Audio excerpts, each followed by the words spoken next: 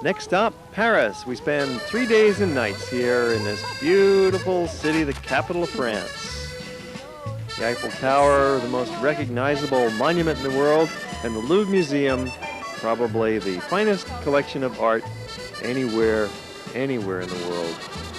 Michelangelo's Dying Slave is one of hundreds of statues, and the Grand Gallery, it's the longest art gallery in the world, containing particularly pieces from the Italian Renaissance. And there's Mona Lisa in the background. It's a lot smaller than you might think when you finally get there. Entering the sumptuous Gallery of Apollo, one of the earliest manifestations of Louis XIV style of architecture. Ceiling painted by Delacroix. The crown jewels are in the Gallery of Apollo. Be sure not to miss it.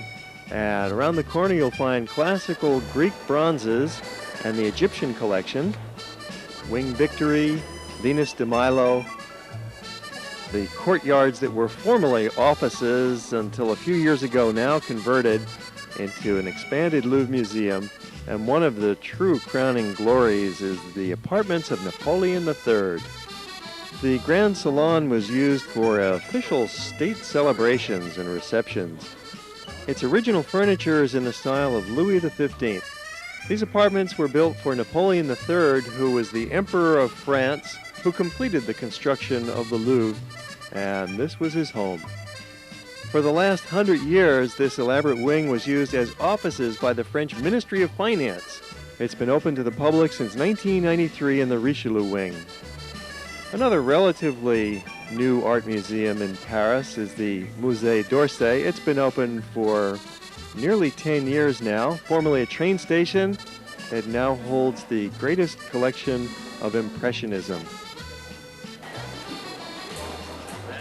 There's convenient subway connections to these museums, and after the museum you might want to take a break, have some pastry at Angelina, the most famous tea room in town. It's located on the Rue de Rivoli, and you'll probably have to wait online to get in because Angelina's is always full. If you're lucky, the wait is only 5 or 10 minutes, and it's worth it. They are most famous for their hot chocolate. It's really quite easy to ride the Paris Metro. It takes you just about anywhere. So there's 18 of us this evening, and we're going up to Montmartre. It's a beautiful spot up on the hillside overlooking town. Now we're going to catch the funicular up the hill.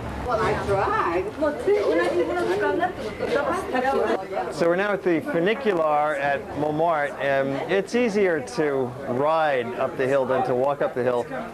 It costs you 1 metro ticket, so it's about $1, and that's worth it. Or you could walk up the hill. It's like climbing about a 20-story building to get up there, but it's much more comfortable to just ride up. And if you want, then later on you can walk down, as we're going to be doing. We'll be walking down through the little back streets. It only takes a minute to ride up, but it saves the wear and tear on your knees. It's a nice evening. We're going to round the bend and see a cute little postcard plaza.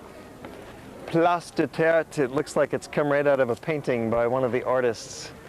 So there's a couple little side streets here at Place de Terre that are extremely charming. They're just reeking with charm. It looks like it's stepped out of a postcard or a painting, but it's for real. And they lead to some of the restaurants just off of the Place, which is what we're going to give a try. See if we can get 20 people in and 20 people out in under an hour, hour and a half. Have a simple dinner.